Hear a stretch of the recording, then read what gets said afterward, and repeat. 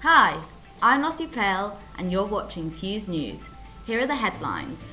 Graduation, airport queues, bin strikes, faculty changes, oil prices, and Will Smith at the Oscars.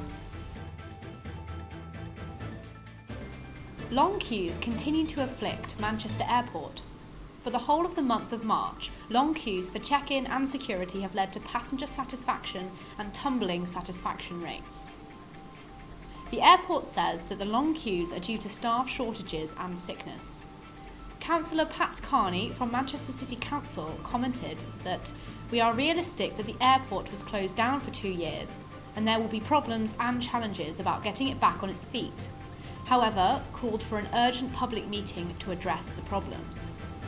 He said that the airport's reputation was nosediving and that an urgent solution was required. Manchester Airport claims that the situation will improve by early April, as 400 new staff will have been trained and passed security clearance by that time, easing staff shortages. In the meantime, however, frustration continues at Manchester Airport.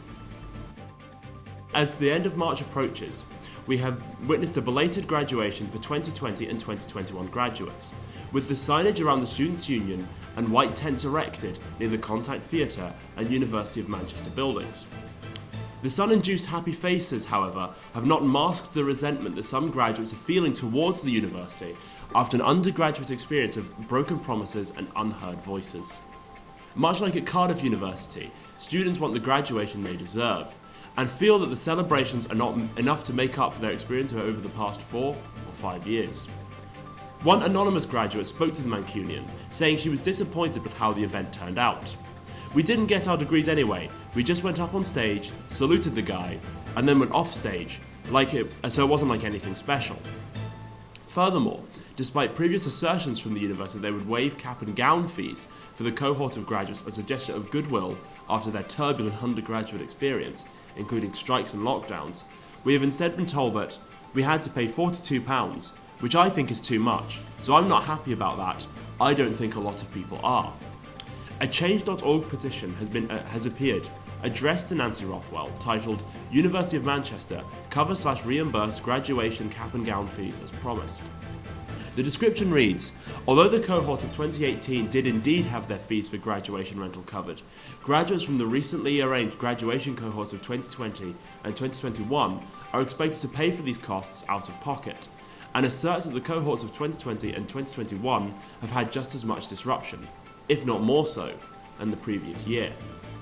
Although it is not in writing that the university promised to the same to the most recent graduates, it was reportedly verbally promised by several senior faculty.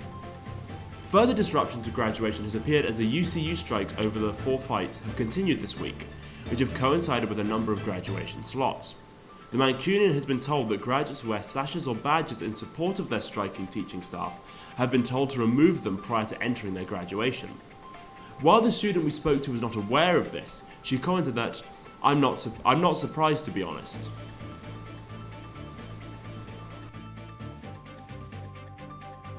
Oil prices have soared in recent weeks after Russia's invasion of Ukraine, but have since eased somewhat, prompting accusations that fuel retailers are dragging their feet on reducing their prices.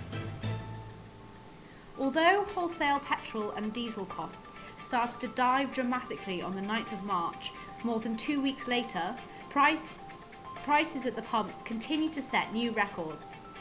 Petrol notably hit a new high of 1.6 pence per litre, whilst diesel reached 1.79 pence per litre. The Executive Director of the Petrol Retailers Association, which represents independent forecourt owners, said the criticism was unfair because wholesale markets for petrol and diesel had fluctuated, rather than falling in line with the declining oil price. He said fuel retailers were making very little margin on diesel, if any, because high wholesale costs were not being fully passed on at the pump. However, it seems that the window for pump prices to come down may be over, with oil prices once again rising. In just the last few days, the average cost of a litre of petrol has gone up 3.5 pence, and diesel by a staggering 5.5 pence. Groups such as the Royal Automobile Club are calling for a VAT cut, which would ensure that drivers may feel some financial relief.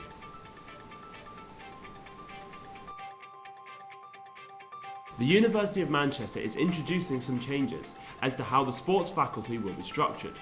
It is being changed to include a one-team approach, in response to a recent review of how University of Manchester can best meet the needs of students, staff and the local community.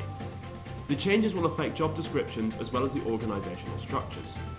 The university claims that the changes are designed to bring benefits to both the organisation and the team, and that this shows them engaging in ongoing, meaningful engagement with colleagues at all levels.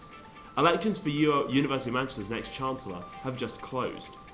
The current Chancellor, Lem Sisse OBE, and his term will come to an end on the 31st of July 2022. He has been the Chancellor of the University since August of 2015. While nominations for the new Chancellor close on the 28th of March, students will still have the opportunity to vote out of the candidates, as voting will open on the 9th of May and close on the 23rd of May. The university states that the candidates must have the support of at least 20 members of the university community in order to stand. The Chancellor role is described by University of Manchester as the ceremonial head and vital ambassador for the university, working with President and Vice-Chancellor and other senior officers to promote the university. The Academy Awards were held earlier this week on March 28th. More popularly known as the Oscars, the awards are given for artistic and technical merit in the film industry. However, compliments weren't the only things that actors were trading this year. It started when actor and comedian Chris Rock told a particularly tasteless joke about Jada Pinkett Smith and her alopecia. The joke was not taken well by her husband Will, who proceeded to walk up on stage and smack Rock across the mouth. He then sat down and announced from the crowd, "Keep my wife's name out of your mouth." There have been mixed feelings about the intensity of Smith's reaction. Some even believed it was staged, with Smith apparently appearing to laugh at the joke initially. The Academy itself says it does not condone violence of any kind, with reports saying that they strongly considered removing Smith after the incident. Those in the crowd seemed shocked at the outburst, with actors like Nicole Kidman having their live reactions caught on camera. However, other celebrities such as 50 Cent seemed to condone the incident. He tweeted, "Bitch, don't you ever play with me, lol," alongside the picture of the smacking. Despite the initial ruckus, Smith did in fact go on to win his first Oscar for his portrayal of Richard Williams, the father of tennis legends Serena and Venus. He concluded his speech with an apology for his behaviour, although no apology to Rock himself. Since Monday, there have been a number of comments from both parties. In a post on Instagram Monday afternoon, Smith called his behaviour unacceptable and inexcusable. And on his comedy tour, Rock said, "I'm still kind of processing what happened, so at some point I'll talk about that. And I'll be serious and it'll be funny, but right now I'm going on to tell some jokes." Thank you for watching Fuse News. I'm Lottie Plale. I'm Georgina Sockett. I'm Patrick Whitefoot.